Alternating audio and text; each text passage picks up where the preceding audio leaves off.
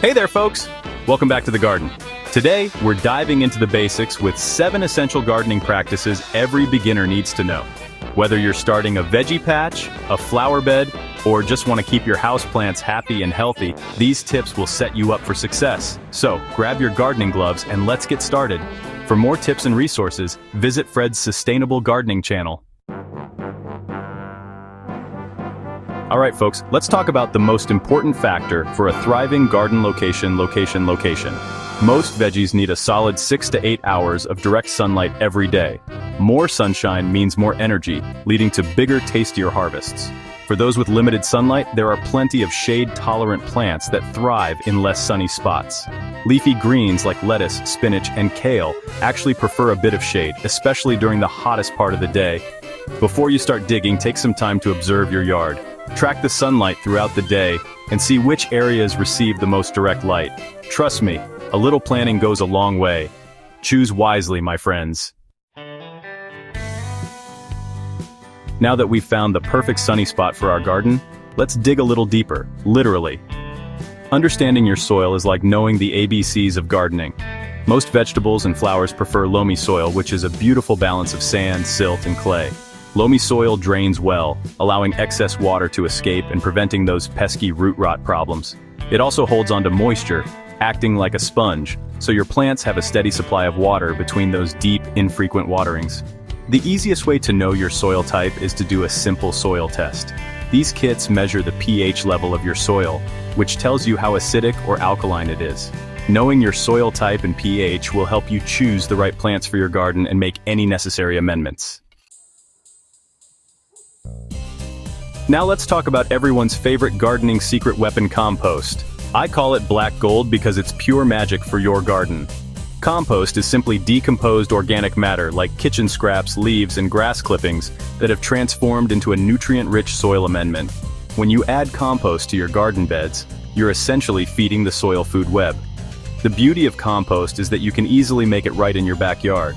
All you need is a designated compost bin or pile. And you can start tossing in those kitchen scraps like fruit and vegetable peels, coffee grounds, and eggshells. A good rule of thumb is a 2-to-1 ratio of browns to greens. Alright folks, let's talk about watering. Overwatering is one of the most common mistakes new gardeners make. The key is to water deeply and infrequently. When you water deeply, you're encouraging your plants to develop strong, deep root systems that can reach down into the soil for moisture. This makes them more resilient during dry spells and less reliant on frequent watering. Instead of giving your plants a quick sprinkle every day, water them thoroughly once or twice a week, allowing the water to penetrate deep into the soil. A good rule of thumb is to give your garden about 1 inch of water per week, including rainfall. You can use a simple rain gauge to measure rainfall, or get creative and use a tuna can or a straight-sided container. Now let's talk about keeping things tidy. Just like we keep our kitchens clean to prevent unwanted guests, we need to keep our gardens clean to prevent diseases and pests from setting up shop. Start by keeping your gardening tools clean. Wipe down your tools with rubbing alcohol or a diluted bleach solution after each use, especially if you've been working with any diseased plants. Next, remove any dead or diseased leaves and plant debris from your garden beds. This debris can become a breeding ground for pests and diseases. One of my favorite ways to keep the garden clean and healthy is by applying a nice thick layer of mulch around your plants. Mulch acts like a protective barrier, preventing soil splash, a major culprit in spreading soil-borne diseases. Now let's talk about choosing the right plants for your garden. One of the most important things to consider is your hardiness zone. This refers to the average minimum winter temperature in your area, which determines which plants can survive and thrive in your garden. You can find your hardiness zone by visiting the USDA Plant Hardiness Zone map online. Once you know your zone, you can narrow down your plant choices to those that are well suited for your climate. Another important factor to consider is your frost dates. These are the average dates of the last spring frost and the first fall frost in your area.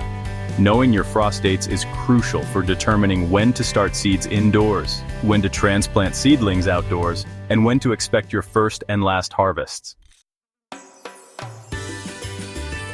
Now let's talk about the good guys in the garden, those beneficial insects that help keep pests in check and pollinate your plants. One of the best ways to attract beneficial insects is by planting a diversity of flowering plants. Some of my favorite beneficial insectary plants include yarrow, which attracts ladybugs and lacewings, both voracious predators of aphids and other soft-bodied pests. Calendula, with its cheerful orange and yellow blooms, is a magnet for hoverflies, whose larvae feast on aphids. And alyssum, with its delicate white and purple flowers, attracts minute pirate bugs, which prey on thrips, spider mites, and other tiny pests. Another important tip is to avoid using broad-spectrum pesticides which can harm both beneficial insects and pests. Well, there you have it, folks. 7 essential gardening practices that will set you up for a successful and abundant growing season. Remember, gardening is a journey, not a race. Don't be afraid to experiment, learn from your mistakes, and most importantly, have fun. Until next time, happy gardening. Subscribe to Fred's Sustainable Gardening channel for more gardening tips and inspiration.